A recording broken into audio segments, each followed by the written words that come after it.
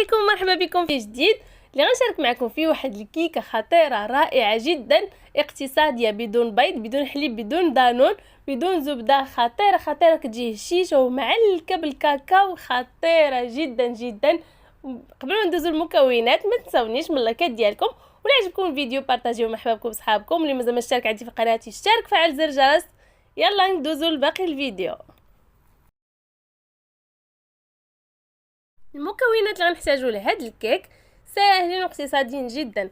عندي هنا زلافه ديال الفورس، اي 2.5 كيسان ديال العنبه، 2.5 كيسان بقياس العنبه. عندي الملح، نص كاس ديال الزيت، 2.5 كيسان ديال الماء، ديما العبار بكاس العنبه. عندي معلقه صغيره ديال اولا ساشيه ديال النسكافيه، عندي 4 معالق ديال الكاكاو، وكاس سنيده وفانيا، و3 ديال الخمارات. ندوزو دابا للطريقه. الطريقه كما كتشوفوا سهله جدا جدا.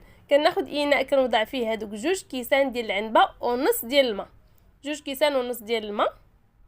وديما البنات بكاس العنبه اولا الكاس اللي كتعبروا به هو اللي تعبروا به المكونات كامله. كنضيف عليه نص كاس ديال الزيت، كنضيف عليه كاس مملوء ديال سكر سنيده،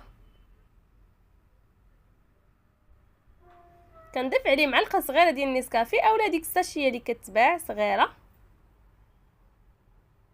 كنضيف عليه ساشيه ديال الفاني، غنضيف عليه قليل من الماء كنوازنوا بها الذوق. صافي كناخذ واحد الضراب يدوي، ما نحتاجو كاع الضراب كهربائي، وكنخلطوه جيدا حتى كنحسوا السنيده ديالتنا دابت. اصلا راه دغيا السنيده غادي تذوب لينا مع الماء. صافي هنا بعد ما دابت ليا سنيده كناخذ الدقيق وكنضيف بالنص، نضيف النص الاول ونخلط، عاد نضيف النص الثاني ديال الزلافه. والزلافه كما قلت لكم راه فيها 2 كيسان ديال الدقيق الابيض. كنخلط النص الاول جيدا حتى كينسجم ليا.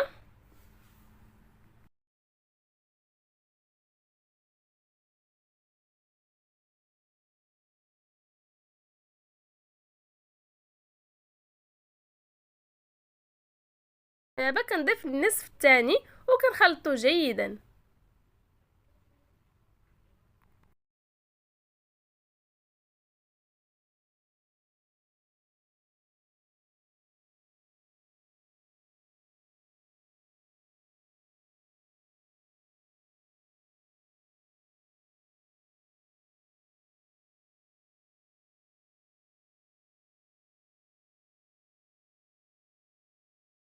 دابا كناخذ 4 المعالق كبار ديال الكاكاو كنضيفهم لهداك الخليط،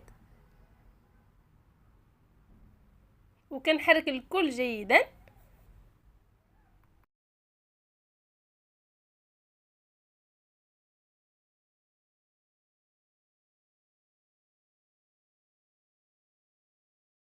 دابا كنضيف واحد 3 ديال الخمارات.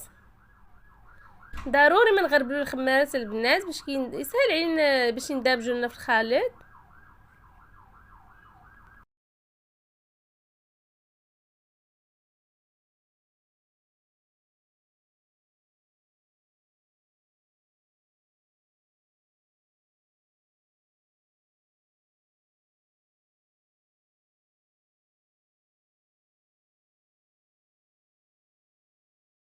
اذا بعد ما ندمج ليا الخليط جيدا كما كتلاحظوا القوام ديالو كيكون على هذا الشكل.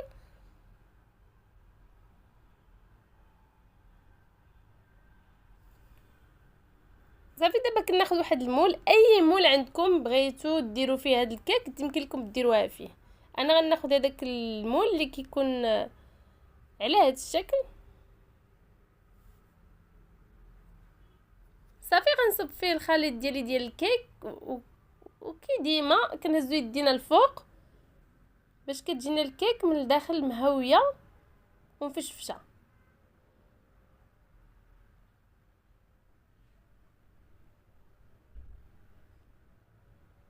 كنحاولوا الخليط كله كنصبوه في الكيك ما نضيعوا حتى شي حاجه. في هذا الاثناء غادي ندخلها انا في فران بارد، وغادي نشعل عليها غير من التحت على درجه حراره 180 بالنسبه للفرن الكهربائي، وبالنسبه للفرن الغازي حتى هو تدخلوه هو بارد وتشعلوا له غير القياس ديال فرنكم ديال الغاز ديال النار، يعني قل من المتوسطه فوق من المهيله شويه صافي، تخليوها حتى طيب لكم من التحت. صافي هي الكيك ديالي بعد ما طابت ليا وخرجتها من الفران، كناخذ بحال هكا شي طبسيل وكنقلبها فيها كما كتلاحظوا، كتجي بدون ضراب كهربائي بدون بيض وكتجينا طالعه لينا. ونعاودش لكم رطبه رطبه رطبه بزاف.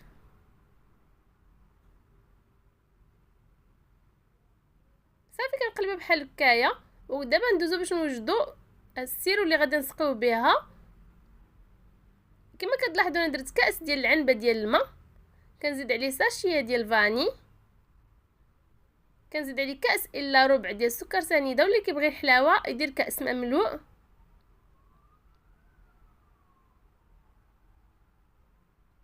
صافي هنا كنزيد الكاكاو، واحد 3 المعالق كبار عامرين ديال الكاكاو،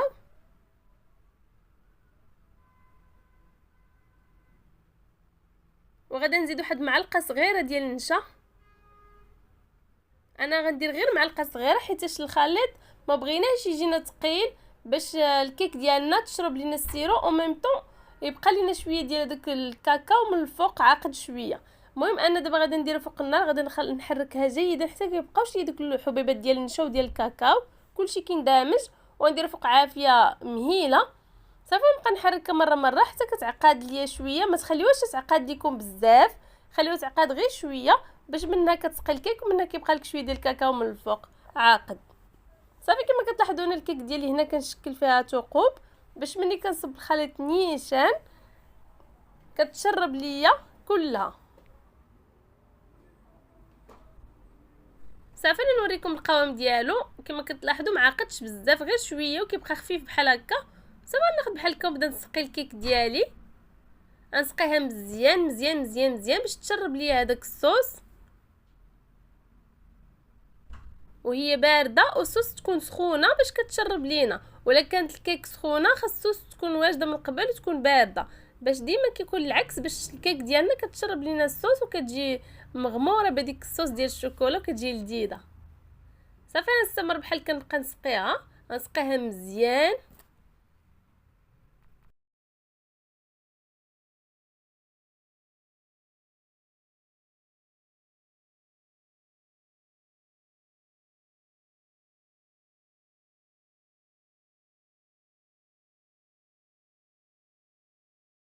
ما كتلاحظوا الكيك ديالي سقيتها مزيان، وديك الصوص اللي كتبقى ليا في الجناب كناخذها بحال هكا بالمعلقه وكندهن بها داك الجناب ديال الكيك. صافي بعد ما كتبرد ليا وكتشرب ليا الكيك مزيان كنهزها وكنحولها لطبسيل اخر. صافي كنرش عليها بحال هكا اللوز ايفيلي محمر كنزينها به من الفوق. يعني كيبقى على حسب كل واحد كيف ما بغى يزين. صافي وندوزو باش نشوفوا الشكل النهائي ديالها.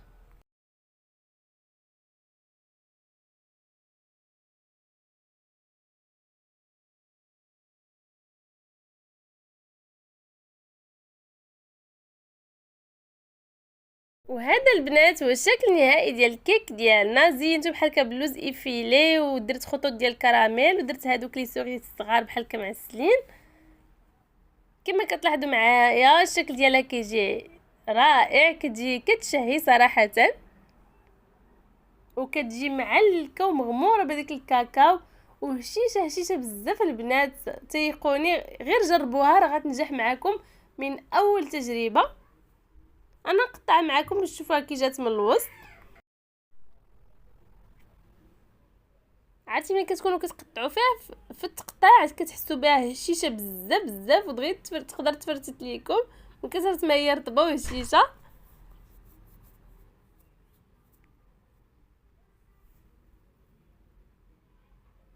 لاحظوا معايا كي دايره من الوسط كتجي مغموره بديك الصوص وكتجي رائعه ولذيذه لذيذه جدا. وكما قلت لكم اللي بغاها تكون حلوه اكثر الصوص كيعمر الكاس ديال هذيك سنيده.